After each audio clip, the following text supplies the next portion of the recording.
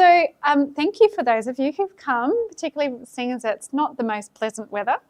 The way that we're going to be running this program over the next few days is basically we're going to do a more spiritual topic and then a health topic following it, but they kind of relate to the same topic. So you may feel like we're talking at the same thing, but just at different angles, and that's exactly what we're doing. So this very first presentation on the little flyer is actually called Our Tears, but the original title I actually gave it was Secret Tears, because often our tears are secret tears. I just want to do this without tripping over. Often our tears are secret tears. And I know for all of us at times we've had dark moments and we would like to share our troubles. Has everyone heard this saying, a trouble shared is a trouble halved? Sometimes that is true, but sometimes it is not. Sometimes when you share a trouble with someone, that actually leads to more trouble because they know more about your pain. And so some of the most painful times we try and share or shed our tears in secret because we feel as though people don't understand. And the question is, can people really understand our pain? Now, in the 1980s, there was an accidental discovery of what is now known as the mirror neurons. And so what happened was there were some scientists who were doing some experiments with macaque monkeys, and they were having a break. And one of the experimenters went and was eating a little banana. And he was, munching away at the banana. But what had happened was, with that experiment, that had put all of these little electrodes on the macaque monkey's head, and they were measuring all of the neural activities, so their brain activities. And while they were having this break and the scientist was eating his banana, they started noticing that there was neural activity or brain activity being measured whilst the monkey was just simply looking at him eating the banana. And so they started to go, hang on, there is something happening in that monkey's brain when they're actually not even doing it, they're just watching. And so this expression, monkey see, monkey do, came to be. So basically the same part of the brain is activated when they're watching something as if they're doing it. And so you have something like this where a man can poke out his tongue and it fires off some neural activity in the macaque monkey's brain and they automatically do it. So that's why we have that expression, monkey see, monkey do. Not because that particular experiment gave birth to that expression. That expression's been around for hundreds of years apparently, but it is because of those mirror neurons. And so you can see this even in humans, where you'll have a mum or a dad doing something and a little kid will come along and copy it. And it's because the same part of their brain is firing off as if they're doing it, and so they repeat it. Now, we sometimes will be very conscious of this. If we see someone kicking their toe against something and they go, oh, and we're not actually doing it ourselves, but we feel that sensation of pain, and we might use that expression, I feel your pain. But can we really feel all of each other's pain? In Ecclesiastes 4:1 it says, so I returned and considered all the oppressions that are done under the sun. And behold, the tears of such as were oppressed. And they had no comforter. And on the side of their oppressors there was no power. There was power, but they had no comforter. There are some things that others will never understand. That's just the reality. There are things that some people will never really be able to say, I feel your pain, because they don't understand. And so when we cry those secret tears, there are things that no one truly understands. We have, if you think about those mirror neurons, we have hazy mirror neurons. They don't mirror things perfectly because our own experiences, sin, the inability to actually see everything, and even selfishness give rise to a lack of appreciation of what other people are going through. We'll come at it from our own perspective and think that we understand, but we don't truly understand. Job says this, "Also now, behold, my witness is in heaven, and my record is on high. My friends scorn me, but mine eye poureth out tears unto God." And Psalms 56 verse 8 says, "Thou tellest my wanderings. Put thou my tears into thy bottle. Are they not in thy book?" There is a reason why it says we can cast all our cares upon him, for he careth for you. Because God can understand in ways that human beings can never understand. In Hebrews chapter 4 verse 15 it says, "For we have not a high priest which cannot be touched with the feelings of our infirmities, but was in all points tempted like as we are, yet without sin. He knows what it's like to live our experience. Let us therefore come boldly unto the throne of grace, that we may obtain mercy and find grace to help in time of need." Because you know what? Jesus has borne our griefs and our sorrows. He doesn't just look from the outside. He actually understands what it's like because he's lived our experience. He's lived the pain. He's lived the sorrow. He's lived the hurt. He's lived the betrayal. In fact, if you look at what he went through when he was on this earth, we know that from Scripture it says he was neglected and underprivileged. He was despised and rejected. He had unending sorrow and grief. He was suffering because of the mistakes of others. That's a pretty hard call to take, isn't it? Put down, he was controlled and oppressed, not given an opportunity to truly defend himself even when innocent. I don't know whether any of those things resonate with you, but he went through all of that. But it didn't end there. He was physically assaulted and abused. People were wishing he was dead from a young age. He was an illegitimate child. His expectations, high expectations were placed on him at a young age. When he was still only 12, he knew he was about not just any father's business, but the heavenly Father's business. That's a pretty tough call for a 12-year-old to take on. He was tempted to give in to the desires of this world.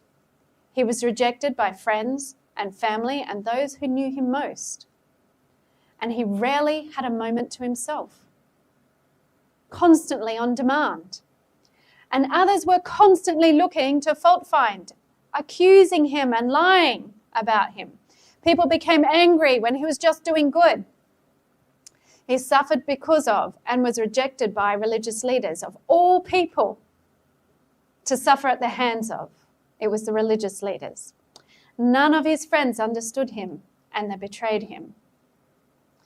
And yes, he was sexually violated, not in the way that we might necessarily think of. Back in the Jewish culture, to be stripped naked in front of all the world would have been a sexual violation. To be then taken in the front of all the society and been put on a crossroads, naked, for all the world to see. He was physically assaulted such that he no longer even looked human. What I'm going to tell you, though, is that isn't just the full extent of the suffering of Christ. You know, when we spoke about the mirror neurons, those mirror neurons were made in us as we are the image of God. As it says in Genesis 1:27, so God created man in his own image. In the image of God created he him. Male and female created he them. Our mirror neurons are a reflection, a poor reflection, but they are a reflection of God's mirror neurons. Deuteronomy 32:4 says, he is the rock, his work is perfect, for all his ways are judgment, a God of truth and without iniquity, and just and right is he. God is perfect. Everything that he has is perfect. So he has perfect mirror neurons. Without the background of sin and selfishness. In Hebrews 4:13 it says, there is no creature hidden from his sight, but all things are naked and open to the eyes of him to whom we must give account. You see, Jesus sees everything. There is nothing he does not see. But it's not just a general seeing like I'm looking at you now. He sees into your soul. He sees every single thing that you're going through. He sees through the experiences that you've gone through, both the ups and the downs. He knows what it's like. 2 Corinthians 5:21 says this, "For he hath made him to be sin for us, who knew no sin, that we might be made the righteousness of God in him." He doesn't just know about sin. He knows what it's like to be sin. It's a pretty significant difference. He knows what it's like to experience the fullness of our griefs and our sorrows. It says here that though he knew those things, we did esteem him stricken and smitten of God and afflicted. We thought, as human beings, when we look at Jesus, the humans that were there, they actually thought, well, he deserved it somehow. But actually, he was going through that experience so that we could see that he understood our experience. It says, but he was wounded for our transgressions, not for his, but for ours. He was bruised for our iniquities, and the chastisement of our peace was upon him.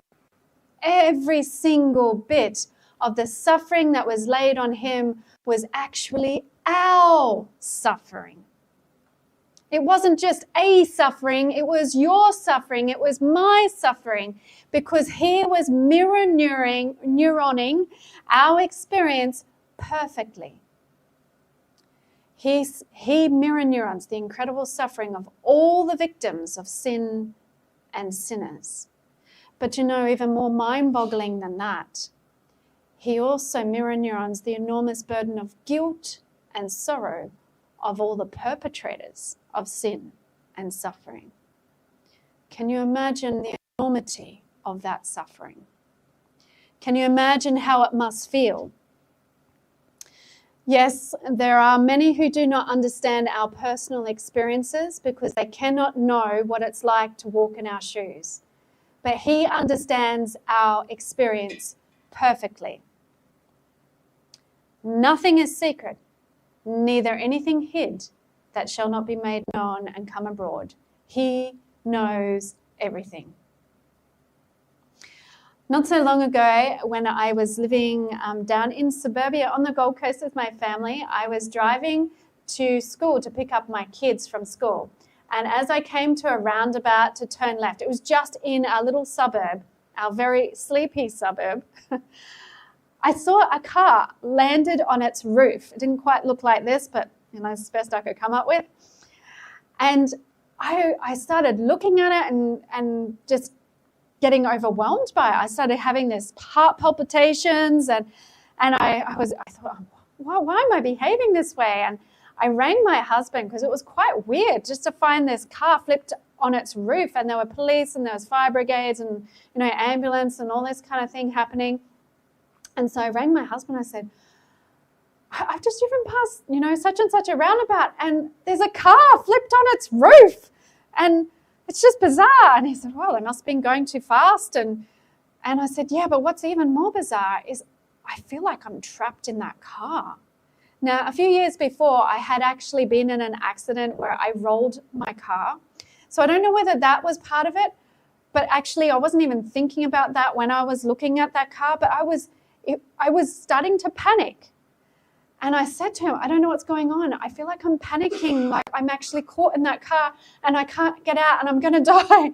And he said, it's your mirror neurons. And I went, oh yeah, of course. That's what's going on. I'm seeing myself in that car at that moment. But you know what? That was a moment in time. God has had 6,000 years of unparalleled pain. 6,000 years he has been looking down upon this earth, which is going through enormous suffering and sorrow. And he can't turn off the TV or turn around the corner and drive on. There is nothing hidden from the eyes of the Lord. Nothing hidden from his experience. We may feel like no one understands us, but do we understand the heartbreak of God? As I was contemplating my experience with the car, I was talking to Daniel Still, and I was saying, wow, if I can feel that about one event, no wonder the heart of God broke on the cross. As it said in John 19:34, it says, "But one of the soldiers with a spear pierced his side, and forthwith came there out blood and water." They say this is a sign that his heart literally exploded. I don't know whether you have paused to really think about that. You think back to, if you had the news at the time, back to the 9/11 incident. I remember, seeing people launching themselves out of the buildings and them flying through the air. And I knew what was at the end, and they would have known what was at the end too.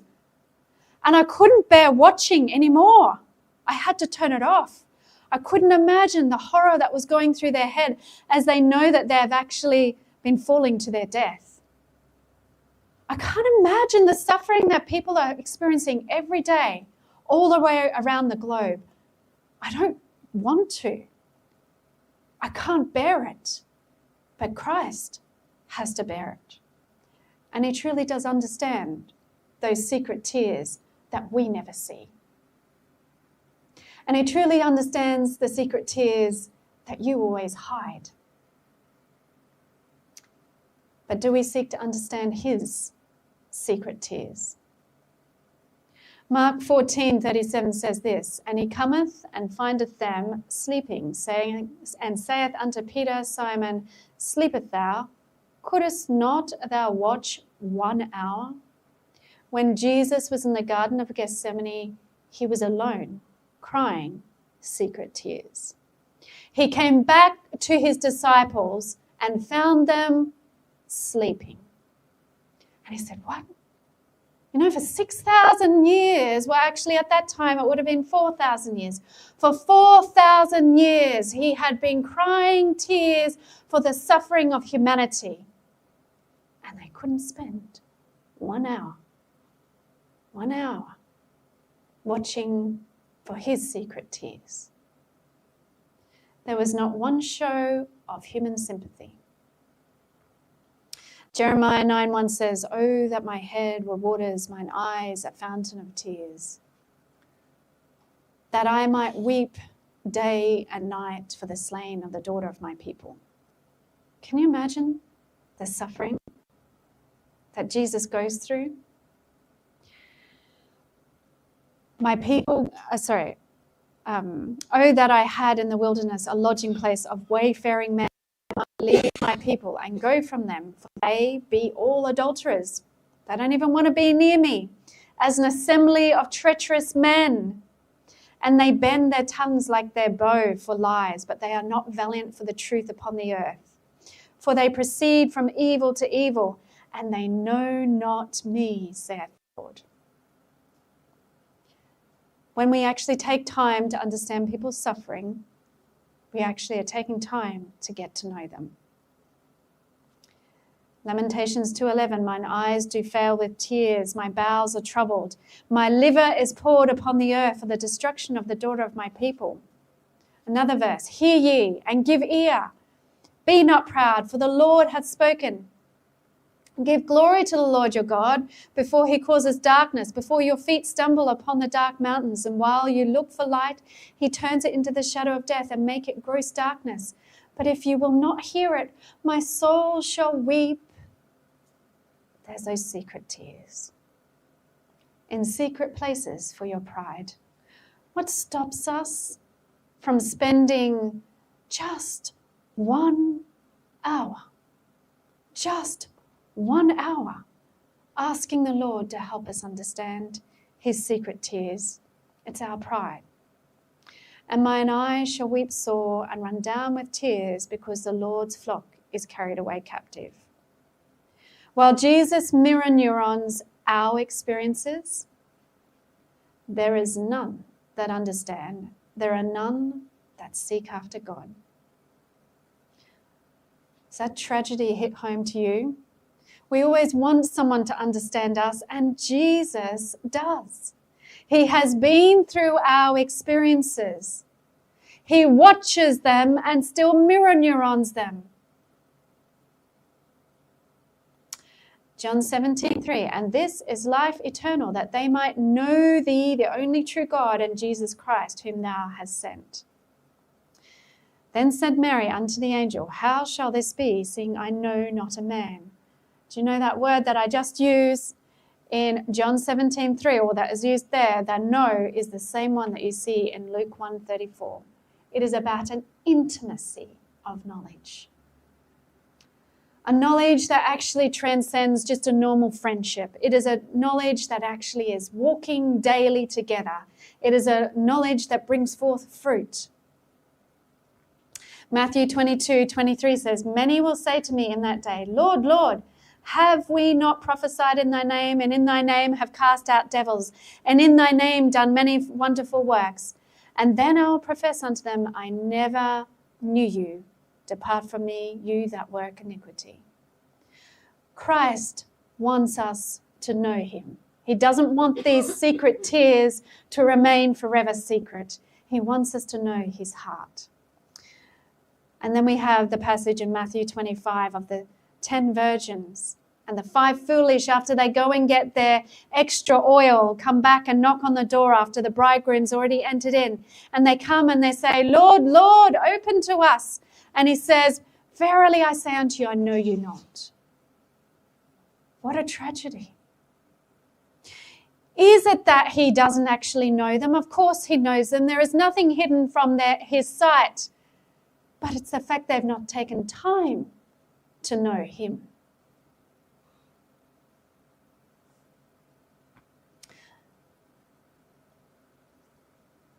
Why did they not take time to get to know him? What was it? If you actually look at where they went and got their oil from, it wasn't from an experience that they had had. They went to get it from someone who was selling the experience. Someone else who'd had the experience and they were consuming from that person. They went to those who sell and bought for themselves, instead of actually going to Christ, which is what the very first group had done. You see, the oil that they were trying to get, this is actually a depiction of what is in the book Zechariah chapter 4, verse 14. It says that there are 2 olive trees that come into a 7-branch candlestick. And that 7-branch candlestick is actually meant to represent God's people. But it says that these 2 olive trees shed their olive oil, into that 7-branch candlestick. And when Zechariah says, what are these 2 olive trees? He is told, these are the 2 anointed ones that stand by the Lord of the whole earth. In Revelation chapter 11, talking about 2 olive trees, it calls them my 2 witnesses. They were meant to go to the actual 2 witnesses to get that olive oil. And what were the 2 witnesses? Let's consider this. Luke 24:15-16. And it came to pass that while they communed together, these are 2 men that are on the road to Emmaus, while they communed together and reasoned, Jesus himself drew near and went with them. But their eyes were holden that they should not know him. There's that word know again. They didn't understand who he was. And Jesus, beginning at Moses and all the prophets. These are the 2 witnesses that Jesus was using to explain about himself. So if we want to understand what Jesus' secret tears are, then we need to actually go to the 2 witnesses, which are Moses and all the prophets. That's the Bible. We cannot go to someone else who explains it and really, truly understand Jesus for ourselves. We need to actually go to him personally, study our Bible with prayer, and ask the Lord, help me to understand your heart. And when they understood, their eyes were opened and they knew him. And it says he vanished out of their sight, but look at their experience. And they said one to another, did not our heart burn within us while he talked with us by the way, and while he opened to us the scriptures? If we spend time getting to know Jesus and his secret tears, our hearts will be filled.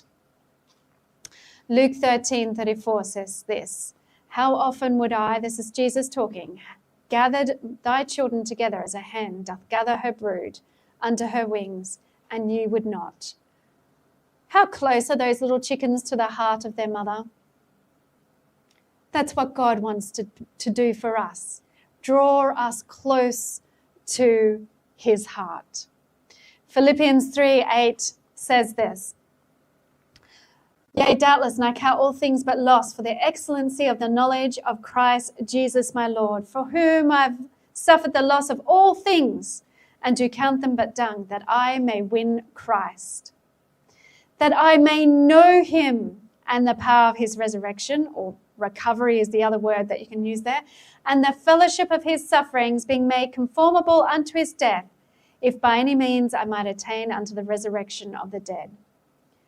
There is nothing that compares to knowing Christ. He put everything aside to know us, and there is nothing that compares to putting him first in our life. Wherefore, in all things it behooved him to be made like unto his brethren, a merciful and faithful high priest. He makes reconciliation for the sins of the people, that he may be able to help us, to succor us, relieve us when we're tempted. So when we are tempted to think that God does not understand, remember there are many secret tears, and Jesus Christ understands yours. But will we seek to understand his? I want to leave you with that thought.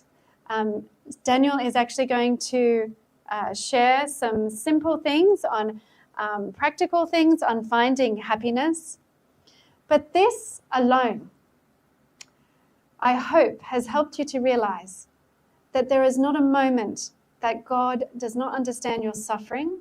If there is any darkness in your soul, if there is any difficulty that you are facing, he understands it perfectly. It is time for us also to seek to understand his suffering.